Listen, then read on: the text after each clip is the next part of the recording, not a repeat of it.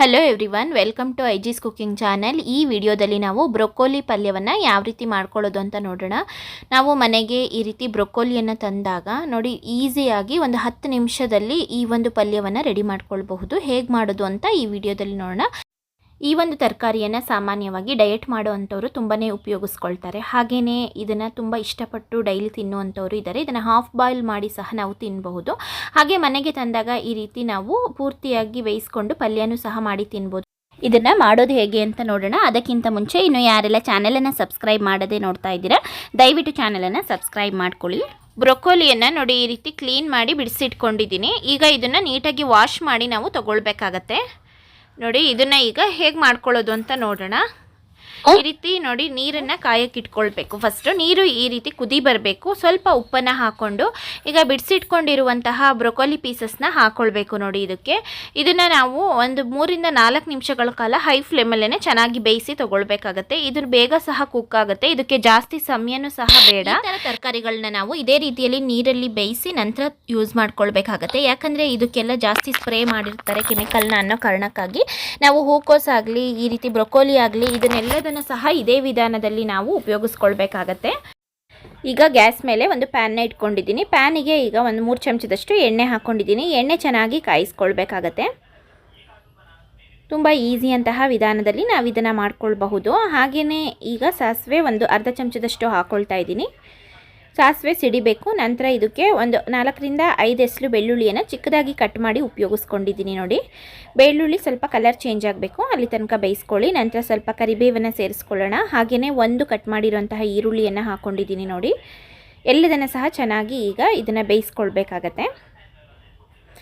ಈರುಳ್ಳಿ ಒಂದು ಅರ್ಧ ಬೆಂದರೆ ಸಾಕು. ನಂತರ ಇದಕ್ಕೆ ಟೊಮೆಟೊವನ್ನು ಸೇರಿಸ್ಕೊಳ್ಬಹುದು. ನೋಡಿ ಈಗ ನಾನು ಹಣ್ಣಾಗಿರುವಂತಹ ಒಂದು ಟೊಮೆಟೊನ ಉಪಯೋಗಿಸ್ಕೊಳ್ತಾ ಇದ್ದೀನಿ. ಇದನ್ನು ಸಹ ಚೆನ್ನಾಗಿ ಫ್ರೈ ಮಾಡ್ಕೊಳ್ಳೋಣ. ತುಂಬ ಈಸಿ ವಿಧಾನದಲ್ಲಿ ನಾವು ಇದನ್ನು ಮಾಡ್ಕೊಳ್ಬಹುದು. ಹಾಗೆ ಕಡಿಮೆ ಸಮಯದಲ್ಲಿ ಸಹ ಆಗುತ್ತೆ. ಇದು ರೊಟ್ಟಿ ಚಪಾತಿ ಜೊತೆಗೆ ಅನ್ನದ ಜೊತೆಗೆಲ್ಲ ಉಪಯೋಗಿಸ್ಕೊಳ್ಬಹುದು. ನಾವು ಈಸಿಯಾಗಿ ಮಾಡುವಂತಹ ಒಂದು ಪಲ್ಯ. ಬೆಳಗ್ಗೆ ಬ್ರೇಕ್ಫಾಸ್ಟಿಗೆ ಹಾಗೆ ಯಾವ ಟೈಮಿಗೆ ಬೇಕಾದರೂ ನಾವು ಇದನ್ನು ಉಪಯೋಗಿಸ್ಕೊಳ್ಬಹುದು.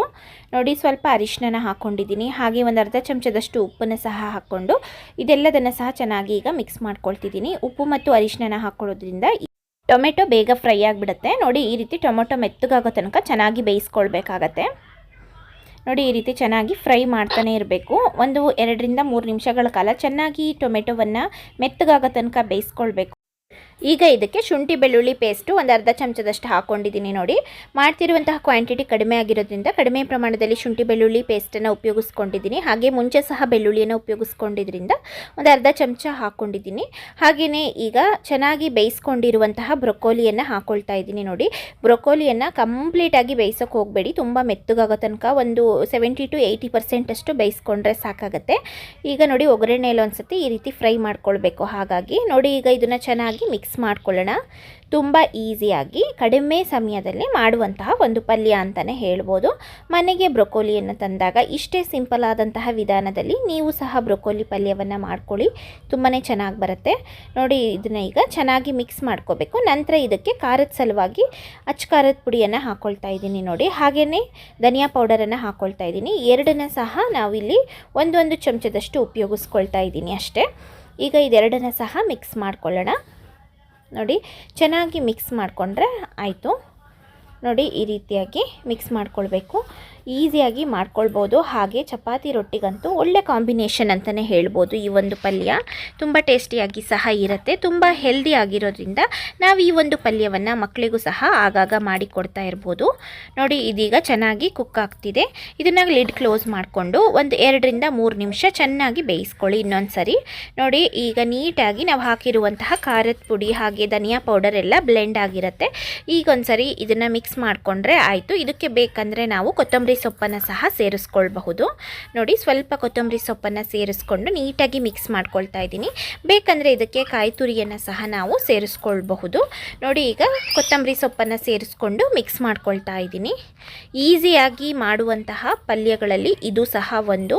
ಈಸಿಯಾಗಿರುವಂತಹ ರೆಸಿಪಿಗಳಿಗಾಗಿ ಫ್ರೆಂಡ್ಸ್ ಐಜಿಸ್ ಕುಕಿಂಗ್ ಚಾನಲನ್ನು ತಪ್ಪದೇ ಸಬ್ಸ್ಕ್ರೈಬ್ ಮಾಡ್ಕೊಳ್ಳಿ. ಹಾಗೆ ಈ ಒಂದು ವಿಡಿಯೋ ನಿಮಗೆ ಇಷ್ಟ ಆಗಿದ್ದರೆ ವಿಡಿಯೋವನ್ನು ಸಬ್ಸ್ಕ್ರೈಬ್ ಮಾಡೋದನ್ನು ಖಂಡಿತ ಮರಿಬೇಡಿ. ನೋಡಿ ಇದು ಈ ರೀತಿಯಲ್ಲಿ ಬಂದಿತ್ತು. ಹಾಗೆ ತುಂಬ ಕಡಿಮೆ ಸಮಯದಲ್ಲಿ ತುಂಬ ಸಿಂಪಲ್ಲಾಗಿ ಮಾಡಿರುವಂತಹ ಒಂದು ಬ್ರೊಕೋಲಿ ಪಲ್ಯ.